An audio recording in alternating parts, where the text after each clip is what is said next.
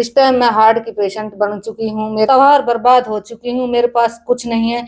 यहाँ तक मैं इतनी परेशान हूँ कि मैं मरने की कगार पे हूँ।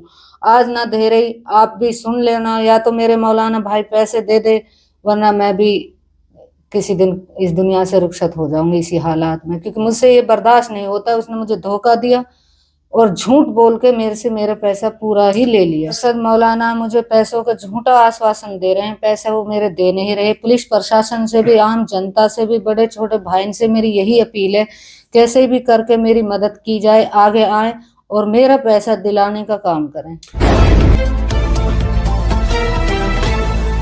तो दोस्तों, इस वक्त हमारी टीम की मौजूदगी धुनेला गांव में है और ये धुनेला गांव गुरुग्राम ज़िले में पड़ता है, मेवात के बिल्कुल टच में है।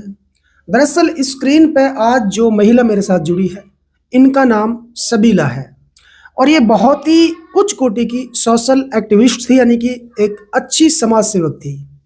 इनको बचपन से रुचि थी, बताती हैं कि भलाई के काम में ये बढ़ चढ़कर हिस्सा लेती थी।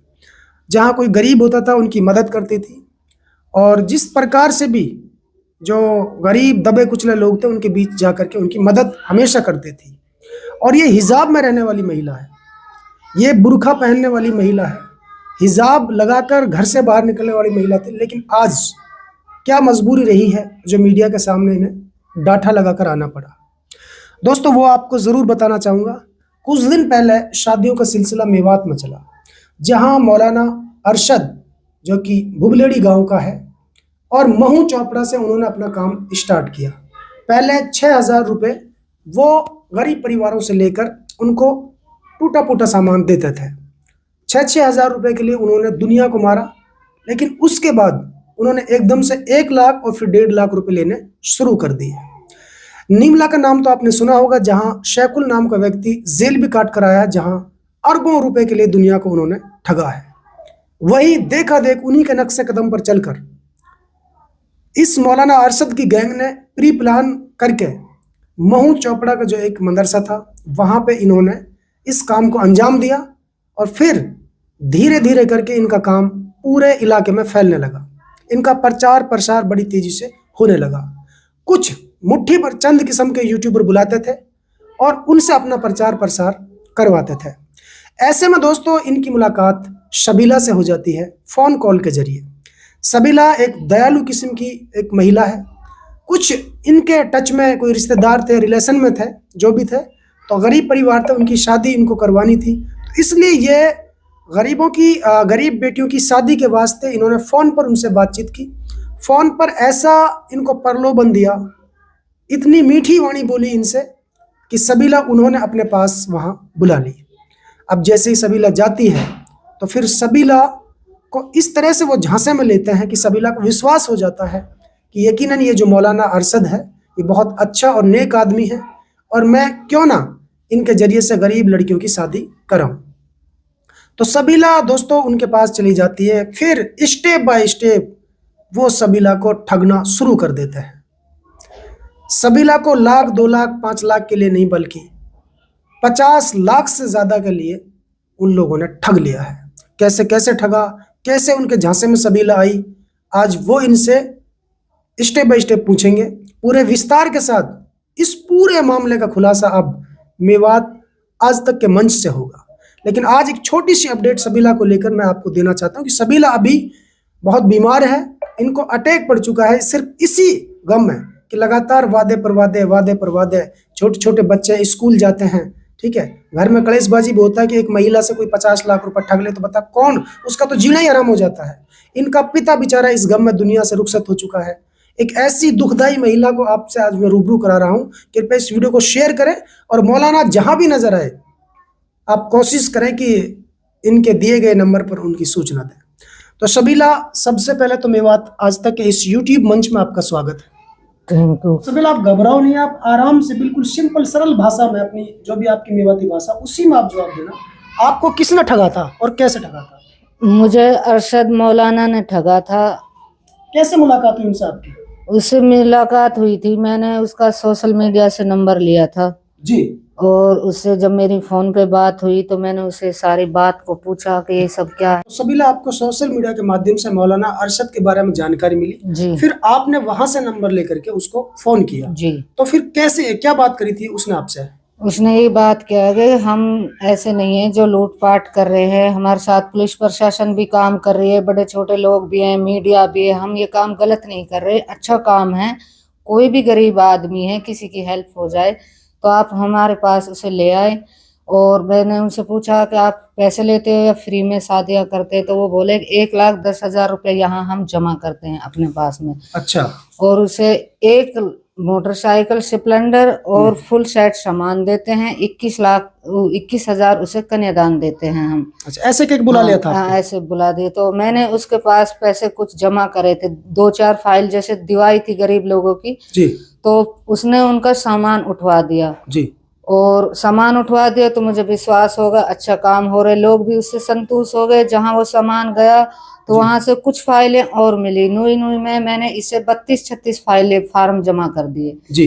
फिर उसके बाद अच्छा, मेरे 32-36 फाइल आपने जमा करी इसके जी पास? जी, इसके पास हर फाइल पर 1,10,000 रुपए जमा कराया जी आपने? जी यानी कि ये 35-40 लाख रुपए आपने जमा कर दिए जी थे। कर दिए। इतने पैसे तो फाइलों के चले गए, फिर चले गए। वो इन्हीं के पास था? हाँ, उन्हीं के पास थे। किसी फिर को सामान नहीं दिया बाद में? नहीं, कुछ सामान उसने दे दिए शुरू थे में? जी, शुरू में। अच्छा। फिर कुछ फार्म और लगे, उनमें काफी लंबी डेट दे दी थी, 5वें महीना की 6ठे महीना की डेट थी हाँ, वो ना शादियों दी? की।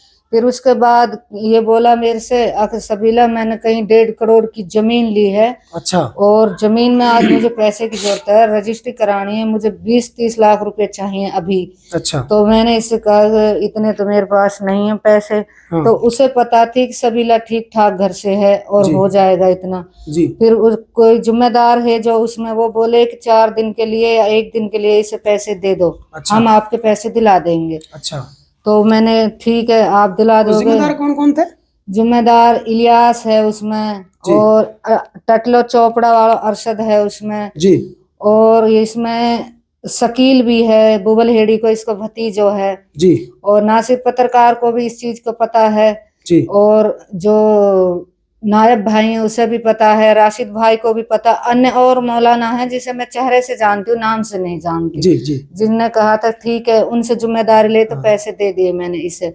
उन सब का विश्वास करके आपने इसको पैसे दे दिए? जी। तो कितना पैसे देता पहली बार? तो मैंने इसको पैसे दे दिए थे 21,66,000 रुपया इसको उधार जमीन में दिए हैं मैंने, 1.5 करोड़। आपके पास 21 लाख रुपए कहाँ से आए थे? मेरे पास मेरे घर में हम जो है काम करते हैं, हमारा बिजनेस है खुद को, जी। और मेरी बहन का जो आदमी था वो एक्सपायर हो गया, कुछ उसका क्लम्प मिला था, इधर उधर सुधार हाँ, लिया आपने? और मेरे भाई ने अपनी गाड़ी पे लोन ली, कुछ भाई से ले लिए हाँ, थे। मतलब आपने परिवार से, रिश्तेदारी से 21 लाख रुपए इकट्ठा करके जी उसको जी दिया जी था? जी, कुछ मेरे पास था, मेरे लड़के की शादी थी, कुछ अपने पास से अमाउंट मैंने उसके लिए पूरा कर दिया। अच्छा अच्छा।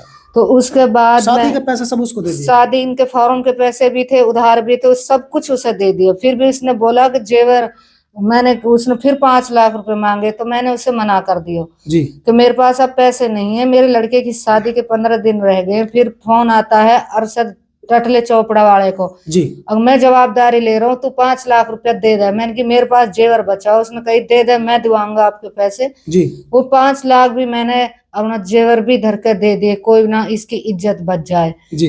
दे दिए। तो उसके बाद में कोई बात नहीं, मैं अपने घर पे अपना काम करती हूँ, तो मैंने सोशल मीडिया पे देखा कि अरशद मौलाना को पकड़ लिया पुलिस ने। जी। किस मामले में पकड़ो किस में नहीं, सबको कॉन्टेक्ट टूट चुका, जो जिम्मेदार थे सबने नहीं, अपने जब आपसे उसने 5 लाख मांगे 21 लाख के बाद, तो जी, फिर जेवर बेच के पैसे दिए आपने? जेवर बेच के, जेवर धर के पैसे दिए, जिसके 10,000 रुपये महीना आज भी ब्याज चल रहा हो। क्या क्या जेवर था वो?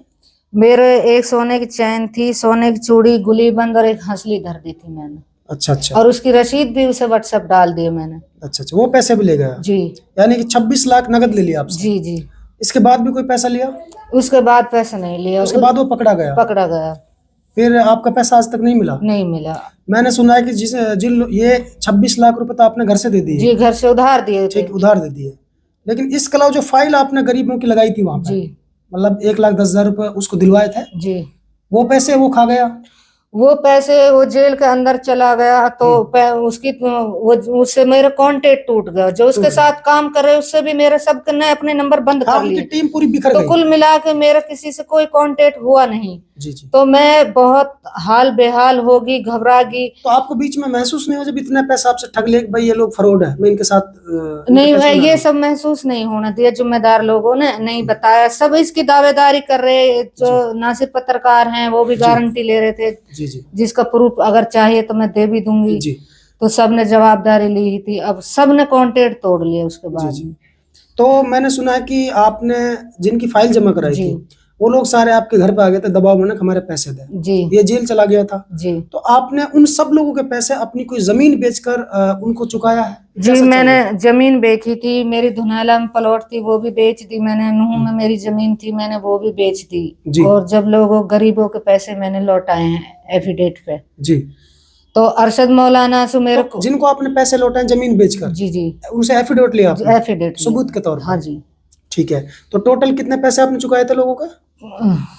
मैं पढ़ी नहीं हूँ, वो तो उसमें लिखे हुए। नहीं, फिर भी आइडिया तो होगा थोड़ा बहुत ऊपर नीचे, लगभग 16-17 लाख रुपया मैंने चुकाए हैं। जो 2-4-5 आदमी इनका सामान जो चला गया है हाँ। उनके मैंने नहीं चुकाया। उनकी बाइक भी अभी बाकी हैं जी। और जिनके मैंने चुका दिए हैं उनके तो मैंने चुकाई दिए। लगभग दोस्तों 17-18 लाख रुपए इन्होंने अपनी जमीन बेच करके, जो इनके पति ने बहुत मेहनत से बेचारे ने एक एक पैसे जोड़कर खरीदी थी, वो जमीन बेच करके इन्होंने 17-18 लाख रुपए उनके चुकाए जिनकी फाइल उन्होंने मौलाना अरशद पर जमा कराई थी। दोस्तों 17-18 लाख और 26 लाख ये आप सबके सामने है। लगभग 40-42 लाख रुपए के लिए इस महिला को उन्होंने मारा है। दोस्तों यदि आप हमारी इस वीडियो को फेसबुक पेज पर देख रहे हैं तो हमारे पेज को लाइक कीजिए, शेयर कीजिए। यदि इस वीडियो को यूट्यूब पर देख रहे हैं तो हमारे चैनल को सब्सक्राइब कीजिए और बेल आइकन घंटी को दबा दीजिए।